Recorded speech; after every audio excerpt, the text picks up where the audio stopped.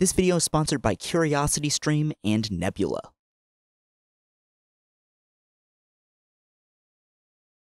Even if you haven't seen a second of HBO's Euphoria, you've probably seen the memes at this point. No, I'm okay. I don't really want any cocaine right now. And why aren't you in uniform? Coke or Xanax? Neither. What? Meth? Euphoria has become a bona fide hit and cultural sensation. Zendaya became the youngest person to win the Primetime Emmy Award for Outstanding Lead Actress in a Drama Series, and the show launched her career into superstardom following the conclusion of the first season. All that being said, Euphoria is a lot. Like it's a lot. I was once happy, content, sloshing around in my own private primordial pool.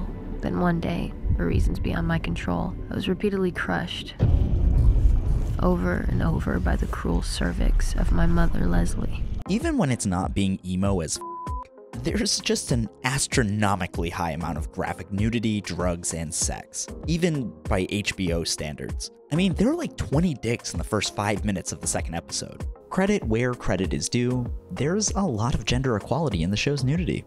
There's been quite a lot of discourse about the show. Why does it take place in a high school? Why not a college? After all, college seems to be a much more appropriate setting for young people exploring sexuality, experimenting with drugs, and discovering binge drinking. At least it was for me. Like, have any of you ever been to this high school? I don't know about you guys, but I never saw kids in my school with face tats, and our after-school parties had a lot more apples to apples than Xanax and codeine. Early reviews of Euphoria's first season focused on its audience. Who is this show for? Is it meant to be a snapshot of the life of modern teens? A party fantasy for an older generation? A warning to parents? It's 11 o'clock. Do you know where your children are? I told you last night, no! Some people have used the controversy about Euphoria's high school setting to point out the larger media trend of having actors in their mid-20s play high schoolers and then amping up the sex. Others have pointed out how creepy it is that the show sexualizes characters that are minors. And they're not reasons enough for me to disregard the truly disturbing choices that were made that resulted in the final product of characters that are meant to be understood as minors being fully nude for the consumption of adults. Others have accused the show of relishing in and aggrandizing sexual violence. I am not here to say any of that is wrong. I think all of these are valid criticisms and ones that I agree with to varying degrees. Most of the nudity is of characters we are to understand are 18, but not all of it. And the show is so intense that Zendaya took to social media to issue a trigger warning to fans. We'll get to all of that in this video, but I really want to unpack something that's interesting about the show and why I think it's set in high school. I'm using air quotes here because I don't think Euphoria is realistic, and it's not trying to be. And I think that at its best, it's able to accomplish something really unique with that stylized reality.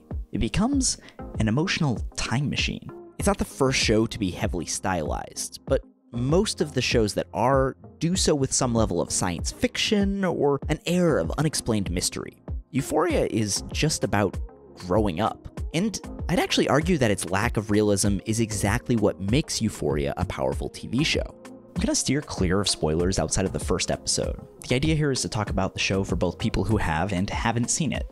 And we're going to try to do the whole thing without getting demonetized or canceled? I don't know if I'm big enough to be canceled. First things first, I'm not a teenager. I know, my youthful glow is quite deceiving. I don't know what the kids are doing these days, and frankly, Gen Z is a generation that confuses pretty much everyone over the age of 25. I mean, their entire frame of reference is just completely different.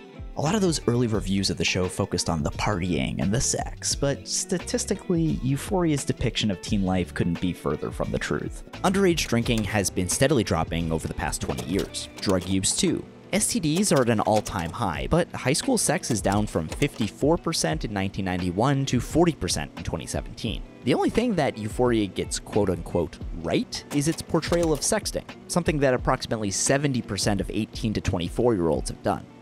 I don't like that I'm not included in the young people demographic anymore. Who can I talk to about this?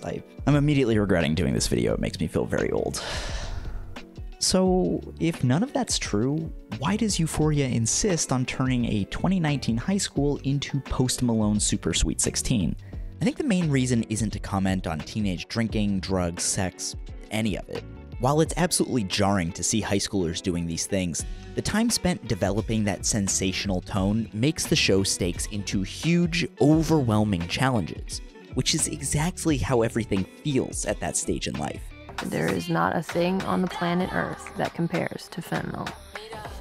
Except Jules. Every relationship feels like life or death, and every low feels as bleak as every high feels euphoric.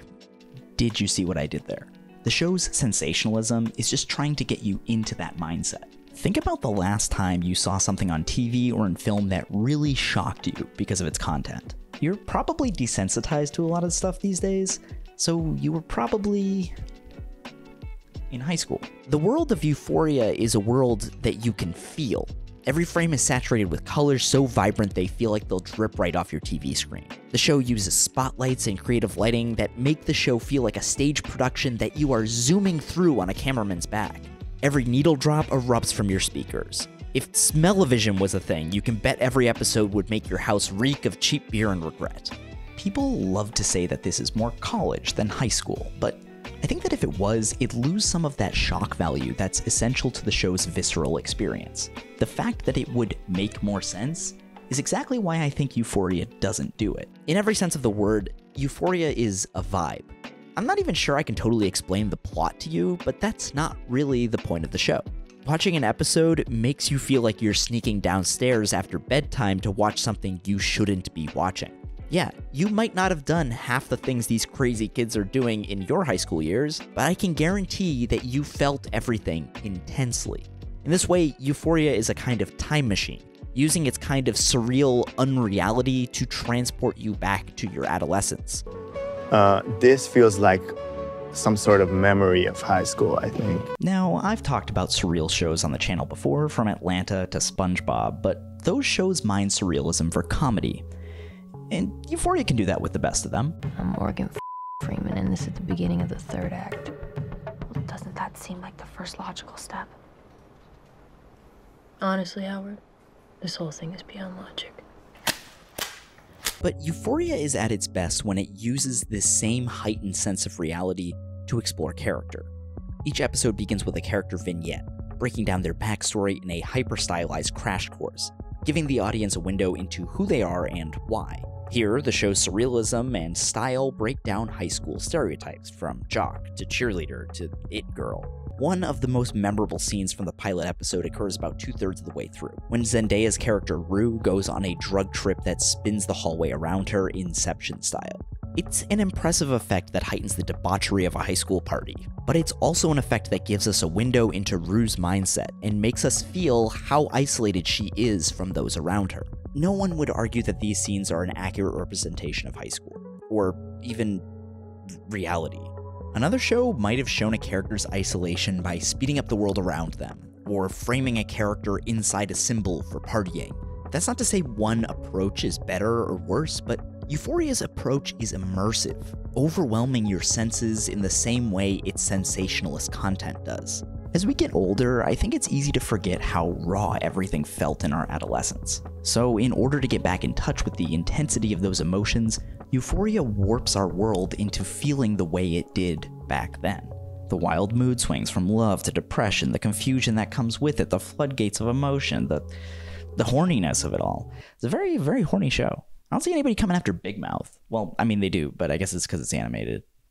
Probably because it's animated. Besides, this isn't even a show aimed at Gen Z. Its creator, Sam Levinson, was born in 1985, a firm millennial. Levinson, while clean now, has a history of teenage drug abuse, which no doubt has inspired his writing on the show, but that's not necessarily what his team is trying to capture. As Levinson told Entertainment Weekly in 2019, "I was just trying to capture that kind of heightened sense of emotion. When you're young and how relationships feel. Relationships have such a pull, and people have such a pull, and the world feels like it's just constantly sort of bearing down on you, and that anxiety and those sort of mood swings that I think are inherent to being young." Everything about the show is meant to elicit that heightened sense of emotion, the way relationships feel like drugs. As for sex, Euphoria's depiction is, in 2 words, alarmingly graphic. I don't think the point is to show sex-positive role models for teenagers or to scare parents into worrying about their kids. I think the point here is to shock millennial viewers, because Get Into Sex Work feels about as daring now as your excursions behind the bleachers with your crush did back then. I also think it's important to point out that there's a double-edged sword to that audience dynamic though, because if the show is meant to be consumed by adults, it is pretty startling that the show is sexualizing characters we are supposed to understand are 17. Some Machine Gun Kelly territory. The most explicit scenes are with characters we're told are 18, but certainly not all of them. Cassie and Nate, for example, are 18, but Maddie and Jules are 17, and the show is certainly not shy about ripping their clothes off. Some of these scenes are so explicit as to border on pornography. And that aspect of the show is even more disturbing when you realize that every episode is written by Sam Levinson himself, a 37-year-old man. That doesn't feel great. It doesn't feel great. Side note, if your show is being criticized for being creepy, maybe try to look less like you got caught spying on your stepsister from her closet. Our guy looks like the brother from Wedding Crashers. He looks like he's Jared Leto's understudy on Morbius. He looks like Brooklyn hipster Rasputin. At the same time, actresses like Sydney Sweeney, Zendaya, and Hunter Schafer have all come out in support of Levinson. Sweeney in particular has noted that when she wanted a nude scene cut, Levinson was immediately like, yeah, no problem. So who's to say? Look, I'm just at my computer right now. I don't know jack about. I don't know shit about fuck. While Euphoria is more explicit than any of the shows in its genre, it's building off something teen soap operas have done for a long time, pushing the envelope when it comes to sex, drugs, and believability. You might think the stuff on Euphoria is outlandish, but let me remind you that One Tree Hill had a dog steal a heart transplant. Nurse Henderson to admitting. Nurse Henderson to admitting.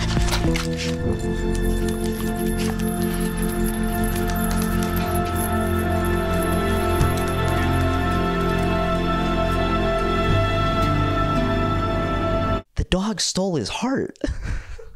I think about it like once a week. Someone literally pitched a dog ate my homework in that writer's room. Unbelievable. More recently, the most popular shows in this space have leaned into the campiest aspects of the genre. These shows use the same kind of over-the-top storylines, but go so far that you know the show is in on the joke. They're inviting you to laugh with them. I think considering one of the main villains of last season was a bottle of maple syrup. All of that sensationalism is useless if it isn't pointed at some idea, and shows that just try to up the ante season after season end up losing sight of their characters in less and less believable hijinks. On paper, I'm not sure Euphoria is all that different. The things they have these kids doing is bonkers. But Euphoria isn't on paper. It's not a show you can get a feel for just by reading recaps. Its exaggerated tone is a way to explore what it feels like to be a teenager again. It's completely genuine, even if it isn't realistic. Everything is rooted in how the show's characters feel. I feel like love is super dark and no one ever talks about it. Of course, it'd be naive to not recognize that Euphoria's shock value helps keep it in the headlines. It drives conversation about the show, and that's good for business. Euphoria walks a fine line between creepy graphic exploitation and using its aesthetic to emotionally transport its viewers to their adolescence. It's at its best at the end of the first season when it uses its powerful aesthetic to drive home its central metaphor of toxic relationships as a sort of drug.